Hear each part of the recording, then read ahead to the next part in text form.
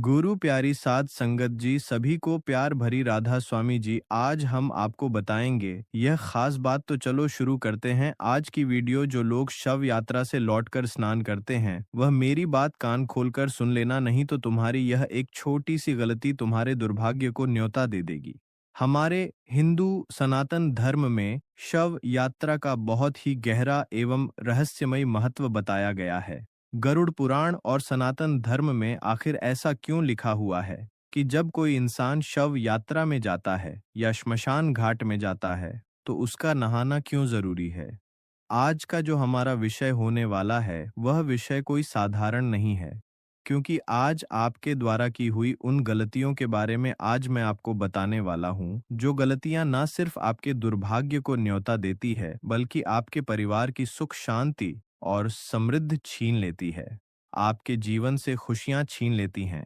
जी हाँ, देखिए, इस वीडियो को साधारण समझने की भूल बिल्कुल मत कीजिएगा। शव यात्रा यानी कि वह यात्रा जब किसी इंसान की मृत्यु हो जाती है तो उसके शव को श्मशान तक ले जाया जाता है और उसे पंच तत्व में विलीन किया जाता है। अब देखिए, बहुत सारे लोग तो ऐसे होते हैं कि आज के समय में मॉडर्न हो गए हैं, कलयुग चल रहा है। लोग कई बार श्मशान घाट से आते हैं लेकिन नहाते नहीं हैं और फिर वे अपने घर में ऐसे ही चले जाते हैं। कोई अपनी दुकान पर चला जाता है, कोई अपने व्यापार स्थान पर चला जाता है, लेकिन वे नहाना सही नहीं समझते हैं।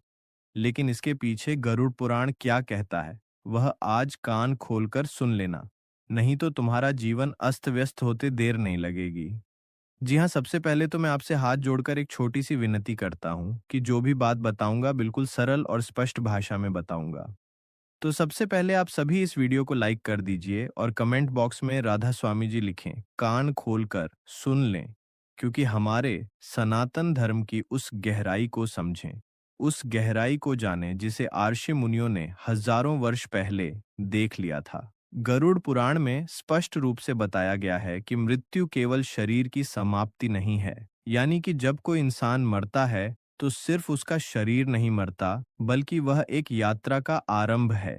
और उस यात्रा के समय केवल वह आत्मा ही नहीं बल्कि अंतिम यात्रा में सम्मिलित हर व्यक्ति सूक्ष्म रूप से उस वातावरण से प्रभावित होता है।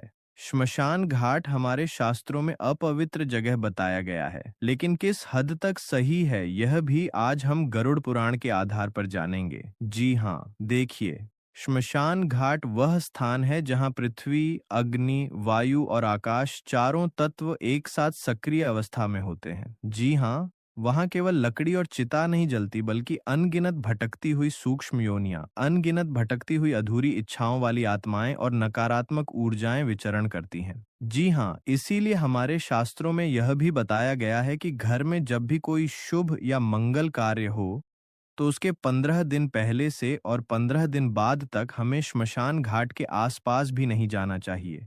अब देखिए, गरुड़ पुराण के अनुसार जब किसी जीव का शरीर पंच तत्व में विलीन किया जाता है तो उसकी आत्मा अत्यंत भ्रमित अवस्था में होती है, यानी कि उसकी आत्मा भ्रमण करती है। वह अपने घर, अपने परिजनों और अपनी पहचान से जुड़ी होती है। और उसी समय अंतिम यात्रा में गए लोग उसके सबसे निकट होते हैं, विशेषकर उन लोगों से जो उसके अपने हैं, जो उसके साथ दिन रात रहते थे। तो देखिए दोस्तों, ऐसे में वह आत्मा सूक्ष्म रूप से उनके साथ चिपकने का प्रयास करती है, विशेषकर उन लोगों से जिनके मन में डर, शोक, क्रोध या अत्यधिक मोह होता है। इसलिए हमारे शास्त्र कहते हैं कि श्मशान से लौटकर स्नान करना केवल शरीर की सफाई नहीं होती है। हम श्मशान से लौटकर आते हैं तो हम स्नान कर लेते हैं, लेकिन देखिए, आप सोचते होंगे कि यह स्नान तो सिर्फ शरीर की सफाई के लिए है, शरीर की शुद्धि के लिए है। तो यह आपका सबसे बड़ा भ्रम है। जी हाँ दोस्तों, बता देता हूं कि श्मशान से लौटकर स्नान करना केवल शरीर की सफाई नहीं बल्कि सूक्ष्म शरीर की शुद्धि है।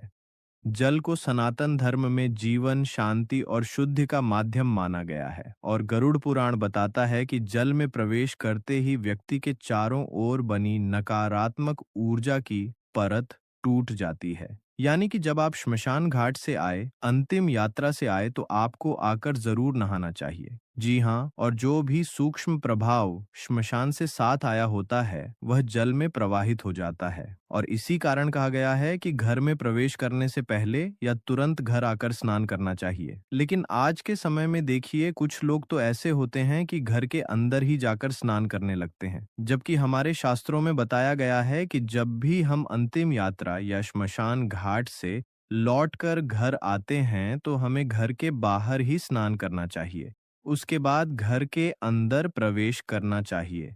देखिए, क्योंकि यदि कोई व्यक्ति बिना नहाए उसी अवस्था में घर में प्रवेश करता है तो वह उस श्मशान की ऊर्जा को अपने घर में भी ले आता है, और वही ऊर्जा धीरे धीरे घर के वातावरण में घुल जाती है, और ऐसे घरों में फिर होता यह है कि वह इंसान दुर्भाग्य के द्वार खोल देता है। फिर बिना कारण झगड़े होते हैं, भयावह सपने आते हैं, बच्चों का रात में डरकर उठ जाना, अचानक कोई भयंकर बीमारी घर में किसी व्यक्ति के शरीर में पनपने लगती है, मन का भारी रहना शुरू हो जाता है, और हमारा मन पूजा पाठ में बिल्कुल भी नहीं लगता है, और बार बार नकारात्मक विचार आने शुरू हो जाते हैं। तो देखिए, कई सारे लोग आज के समय में ऐसा कर भी रहे हैं कि जब भी श्मशान घाट या अंतिम यात्रा से लौटते हैं तो आकर नहाते नहीं हैं, और उसी अवस्था में अपने घर में प्रवेश कर लेते हैं या अपने कार्यस्थल पर चले जाते हैं। तो ध्यान रखिएगा कि आज से ही आप यह गलती करना बंद कर दें।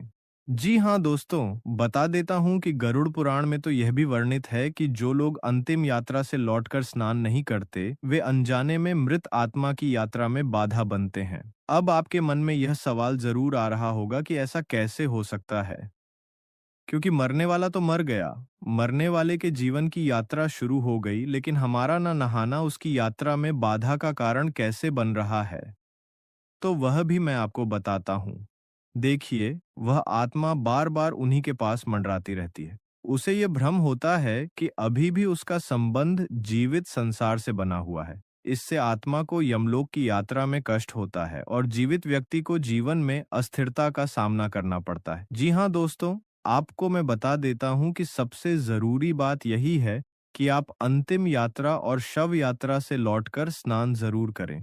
क्योंकि कई बार जो लोग अंतिम यात्रा से आकर नहाते नहीं हैं, तो उन्हें बिना कारण घबराहट, छाती में भारीपन, नींद में किसी के बुलाने की आवाज या यह अनुभव होना कि कोई पीछे खड़ा है, ऐसी अनुभूतियां होने लगती हैं।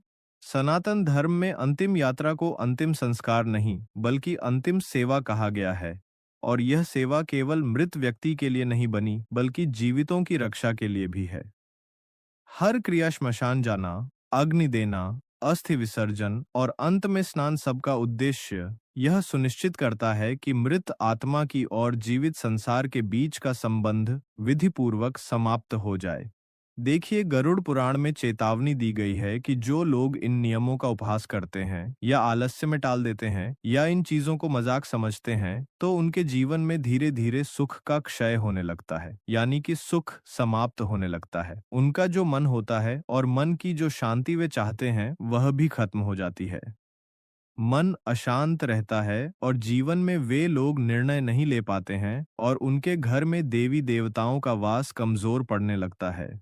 तो स्नान के बाद साफ कपड़े पहनना, घर में दीप जलाना और भगवान का स्मरण करना इसलिए बताया गया है ताकि जो शून्य ऊर्जा श्मशान से आई थी, उसकी जगह सकारात्मक और देवी ऊर्जा स्थापित हो सके।